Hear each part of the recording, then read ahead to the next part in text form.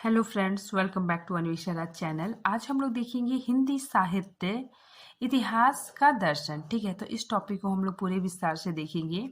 देखिए, ये जो टॉपिक है ये यूजीसी नेट के सिलेबस में है। ठीक है, इकाई 2 में इकाई 2 के जो सिलेबस है, ठीक है, तो उसमें इस टॉपिक या टॉपिक दिया गया है। ठीक है, और जो इकाई 1 में जो टॉपिक है, ठीक है, उन सब का वीडियो मैंने बनाया है। ठीक है, अगर आप देखना चाहते हैं तो आप प्लेलिस्ट में जाके देख सकते हैं। ठीक है, तो आज हम लोग इस टॉपिक को पूरे विस्तार से पढ़ेंगे। ठीक है, और आज से हम लोग यूजीसी नेट के सिलेबस को कवर करेंगे। ठीक है, तो चलिए हम लोग देख पढ़ना स्टार्ट करते हैं। हिंदी साहित्य इतिहास दर्शन। ठीक है, सबसे पहले देखते हैं साहित्य के इतिहास का अर्थ। ठीक है, तो साहित्य के इतिहास का अर्थ क्या है? देखिए, देश काल की सीमाओं में विकसित साहित्य की गतिविधियों का समग्र अध्ययन करना है। ठीक है, साहित्यिक रचनाओं के इतिहास को समझने के लिए साहित्यकारों से संबंधित स्थितियों, परिस्थितियों और परंपराओं को समझना आवश्यक है। ठीक है, तो हमें साहित्य रचनाओं के इतिहास को समझने के लिए जो साहित्यकार है, ठीक है, तो साहित्यकार से संबंधित स्थितियों और परिस्थितियों, ठीक है, परंपराओं को समझना आवश्यक है। ठीक है, तो अब देखिए कि इतिहास का अर्थ क्या होता है, मतलब इतिहास का मतलब क्या होता है। देखिए, अतीत के तथ्यों का वर्णन विश्लेषण। ठीक है, तो जो अतीत में जो घटनाएं घटी है, ठीक है, तो उसके तथ्यों का वर्णन विश्लेषण जो कालाक्रमानुसार किया गया हो उसे इतिहास कहते हैं। ठीक है, फिर आगे देखिए, ये काफी इंपॉर्टेंट है, पूछा जाता है।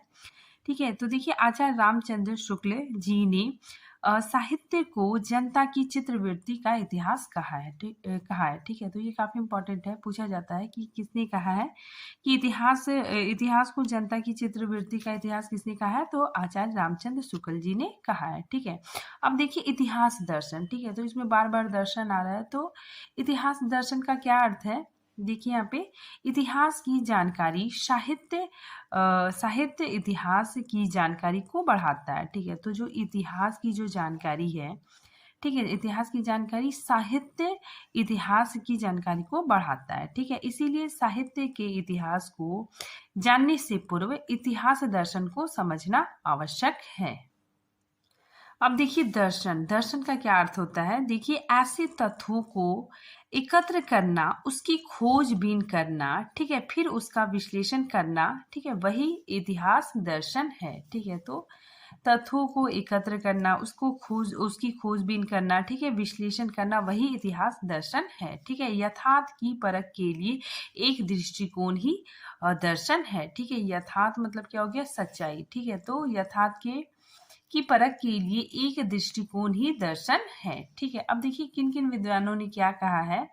ठीक है, तो ये काफी इंपॉर्टेंट है। देखिए, आपको लोग हडसन महोदय ने क्या कहा है? देखिए, युग चेतना व परंपरा दोनों का समन्वयन करते हुए साहित्यकार के विशिष्ट व्यक्तित्व को भी विकास का आधार बताया है। ठीक है, फिर देखिए, मार्क्सवादी चिंतकों ने क्या कहा है कि व्यक्ति के स्थान पर समाज की आर्थिक परिस्थितियों एवं वर्ग संघर्ष के आधार पर साहित्य की व्याख्या करते हैं।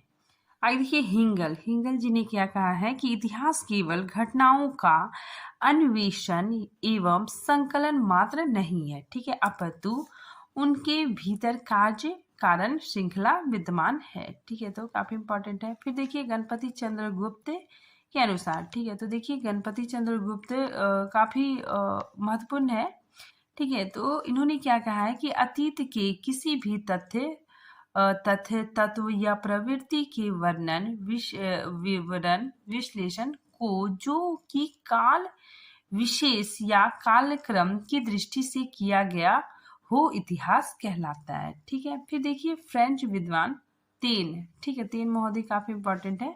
ठीक है, और यही विधिवादी पद्धति के प्रवर्तक थे। ठीक है, तो देखिए, फ्रेंच विद्वान तेन ने कहा है कि साहित्य की विभिन्न प्रवृत्तियों के मूल में मुख्यतः 3 प्रकार के तत्व सक्रिय है। ठीक है, तो इन्होंने 3 प्रकार के तत्व के बारे में बताया है। कौन कौन? देखिए, जाति, वातावरण एवं क्षण विशेष। उन्होंने यह स्पष्ट किया है कि साहित्य के इतिहास को समझने के लिए, ठीक है, उससे संबंधित जातीय परंपराओं, ठीक है, राष्ट्रीय और सामाजिक वातावरण एवं सामाजिक परिस्थितियों का अध्ययन विश्लेषण परम आवश्यक है। ठीक है, तो इन्होंने बताया है, ठीक है, तेन महोदय ने बताया है कि जातीय परंपराओं, ठीक है, राष्ट्रीय सामाजिक वातावरण, ठीक है, और सामाजिक परिस्थितियों का अध्ययन विश्लेषण बहुत ज्यादा आवश्यक है। ठीक है, आगे देखिए, सफल इतिहासकार अतीत का बोध, घटनाओं, वृत्तांत और तत्कालीन घटनाओं का लेखा जोखा प्रस्तुत करके करवाता है। ठीक है, तथ्यों के चयन में इतिहासकार जितना तटस्थ होगा, ठीक है, उसका इतिहास उतना ही प्रामाणिक होगा। ठीक है, तो जो इतिहासकार, ठीक है, जितना तटस्थ होकर अपनी रचना मतलब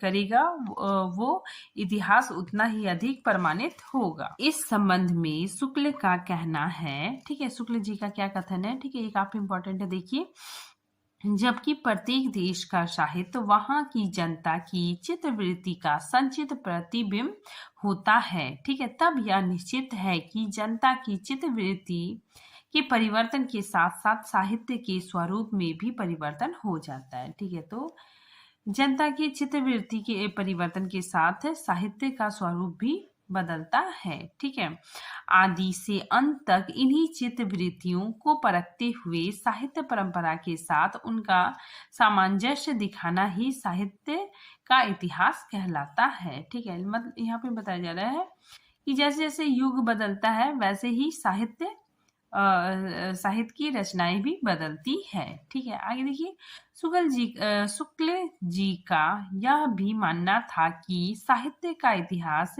कवियों का वृत्त संग्रह मात्र ना होकर साहित्य की प्रवृत्तियों का इतिहास होता है। ठीक है, ये काफी इंपॉर्टेंट है। ठीक है, आगे देखिए, साहित्य इतिहास शब्द का प्रथम प्रयोग, ठीक है, तो इसका साहित्य शब्द का प्रथम प्रयोग किसने किया था? वाल्तेयर जी ने किया था। ठीक है, 18वीं शताब्दी में किया था। अब हम देखते हैं कि साहित्य इतिहास दर्शन के तत्व। ठीक है, तो इनके प्रमुख तत्व कौन कौन से हैं? देखिए, साहित्यकार की प्रतिभा, ठीक है, परिवेश और तथा समाज। ठीक है, तो ये काफी इंपॉर्टेंट है, परिवेश तथा समाज का भी प्रभाव होता है। साहित्यिक एवं सांस्कृतिक परंपराएं, ठीक है, ध्वन्यात्मकता, संतुलन एवं सामंजस्य। देखते हैं इतिहास लेखन की पद्धतियां या शैलियां। ठीक है, तो सबसे पहले कौन सी पद्धति आई? वर्णानुक्रमी पद्धति। ठीक है, तो इसमें क्या था? देखिए, ऐसी पद्धति जिसमें लेखकों और कवियों का परिचय उनके नामों के प्रथम वर्ण के क्रम से दिया जाता है। ठीक है, तो इसमें बताया जा रहा है कि जो वर्णानुक्रमी पद्धति है, इसमें जो कवि होते थे, ठीक है, उनके जो नाम के अनुसार ही मतलब उसको रखा गया। ठीक है, जैसे अल्फाबेटिक होता है ना, मतलब ए से स्टार्ट हुआ नाम, फिर बी से स्टार्ट हुआ, तो उसी तरह इसमें भी था कि मतलब क से, ख से, ठीक है, फिर त से, जैसे डिक्शनरी में होता है उसी तरह। ठीक है, तो यहाँ पे देखिए उदाहरण कि तुलसीदास, चिंतामणि और केदारनाथ सिंह का समय भले ही भिन्न हो, ठीक है, किंतु उनका कर्म इस प्रकार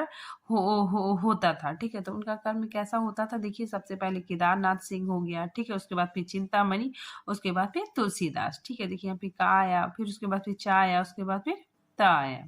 ठीक है, तो इस तरह कवियों को रखा जाता था। ठीक है, फिर आगे देखिए, ऐसी ऐतिहासिक दृष्टि से असंगत माना जाता है। ठीक है, तो ये क्या था? असंगत था। ठीक है, क्योंकि यह इतिहास लेखन नहीं शब्दकोश लेखन की तरह होती थी। ठीक है, तो ये इतिहास लेखन की तरह ना होकर शब्दकोश लेखन की तरह होती है। आगे देखिए, इस पद्धति में कालक्रम अलग होने पर भी लेखकों को एक साथ रखा जाता था। ठीक है, तो इस पद्धति में क्या होता था कि कालक्रम अलग होने पर भी लेखकों को एक साथ रखा जाता था। ठीक है, इसीलिए इसे अनुपयोगी व दोषपूर्ण माना जाता है। ठीक है, इसके जो वर्णानुक्रमी पद्धति को किन किन विद्वानों ने अपनाया? गासा दातारसी और शिव सिंह सेंगर ने इस पद्धति का प्रयोग किया। ठीक है। नेक्स्ट देखिए कालानुक्रमी पद्धति, इसमें क्या था देखिए, इसमें रचनाकारों का विवरण उनके काल, ठीक है, मतलब उनके समय, ठीक है, तो उनके काल या फिर समय के कर्म से दिया गया, ठीक है। रचनाओं की रचनाकार की जन्म तिथि को आधार बनाया गया, ठीक है, तो इसमें क्या था, समय को समय के अनुसार रखा गया, ठीक है। रचनाकार की जो जन्म तिथि है उनके आधार पर कवियों को रखा गया, ठीक है। फिर आगे देखिए इतिहास लेखन की दृष्टि से इसे भी अधूरा समझा जाता है, ठीक है, तो इसे भी ज्यादा मान्यता नहीं दी जाती है, देखिए, क्योंकि इस पद्धति में लिखे ग्रंथ भी वर्णानुक्रमी पद्धति की तरह कविवृत्त संग्रह मात्र होते हैं, ठीक है। फिर देखिए इस पद्धति को भी दोषपूर्ण पद्धति माना गया, ठीक है। और इस पद्धति में कौन कौन विद्वान आएंगे, जॉर्ज ग्रियर्सन और मिश्र बंधु ने इस पद्धति का प्रयोग किया, ठीक है। नेक्स्ट देखिए वैज्ञानिक पद्धति, ठीक है, तो वैज्ञानिक पद्धति में क्या है देखिए, तटस्थता से तत्वों का संकलन, ठीक है, तो इसमें एकदम तटस्थता से तत्वों का संकलन किया जाता था, ठीक है। कर्मबद्धता और तथ्यों की पुष्टि अनिवार्य, ठीक है। व्याख्या विश्लेषण का अभाव, ठीक है, तो इसमें क्या होता था, इसमें सबसे ज्यादा इसकी कमी क्या थी कि इसमें व्याख्या और विश्लेषण का अभाव होता था, ठीक है, और इसी वजह से ये पद्धति भी दोषपूर्ण पद्धति थी, ठीक है। फिर देखिए इतिहास लेखन सिर्फ तथ्य संकलन की नहीं बल्कि उसकी व्याख्या एवं विश्लेषण की भी मांग करती है, ठीक है। तो जो इतिहास लेखन है वो सिर्फ तथ्यों का ही नहीं बल्कि व्याख्या और विश्लेषण का भी मांग करता है, ठीक है। अतः इस पद्धति को भी अपरिपक्व माना जाता है, ठीक है, तो ये पद्धति भी दोषपूर्ण मानी जाती है। नेक्स्ट देखिए विधेयवादी पद्धति, ठीक है, तो ये सबसे सर्वोत्कृष्ट पद्धति मानी गई, ठीक है, सबसे अच्छी पद्धति मानी गई, ठीक है। देखिए ये सर्वोत्कृष्ट पद्धति है, ठीक है, और उनके जन्मदाता कौन थे, तेन, ठीक है। फिर आगे देखिए इस पद्धति से इतिहास लिखने की परंपरा की शुरुआत आचार्य रामचंद्र शुक्ल ने की, ठीक है, तो इस पद्धति का प्रयोग भारत में आचार्य रामचंद्र शुक्ल जी ने किया, ठीक है। फिर देखिए हिंदी साहित्य के इतिहास में आचार्य रामचंद्र शुक्ल ने युग परिस्थितियों का मूल्यांकन के साथ साथ उन प्रवृत्तियों का संकेत किया जो किसी रचनाकार के काव्य मूल्यों के निर्धारण में सहायक और प्रभावी है, ठीक है। तो इन्होंने क्या किया, शुक्ल जी ने युग परिस्थितियों, ठीक है, युग परिस्थितियों के मूल्यांकन के साथ साथ, ठीक है, उस समय की प्रवृत्तियों का भी प्रवृत्तियों की और भी संकेत किया, ठीक है। आगे देखिए इस इतिहास लेखन की व्यापक स्पष्ट एवं विकसित पद्धति माना गया है, ठीक है। तो ये जो विधेयवादी पद्धति है, ठीक है, ये काफी स्पष्ट है, ठीक है, और विकसित पद्धति मानी गई है, ठीक है, क्योंकि इसके द्वारा साहित्य का विकास प्रक्रिया, ठीक है, जो साहित्य का जो विकास प्रक्रिया है, ठीक है, को बहुत कुछ स्पष्ट किया जा सकता है, ठीक है। तो इसके द्वारा साहित्य का जो विकास प्रक्रिया है इससे काफी स्पष्ट हो जाता है, ठीक है। आगे देखिए हिंदी में सर्वप्रथम रामचंद्र शुक्ल ने इस पद्धति का प्रयोग किया, ठीक है, उसके बाद राम स्वरूप चतुर्वेदी, ठीक है, बचन सिंह आदि प्रख्यात साहित्यकारों ने इस पद्धति को आगे बढ़ाया, ठीक है। अब हम लोग देखते हैं निष्कर्ष। अब निष्कर्ष क्या निकलता है कि उपरोक्त विवेचना के आधार पर हिंदी साहित्य के इतिहास दर्शन में निम्न तथ्यों का समावेश किया गया, ठीक है। तो किन किन तथ्यों का समावेश किया गया देखिए,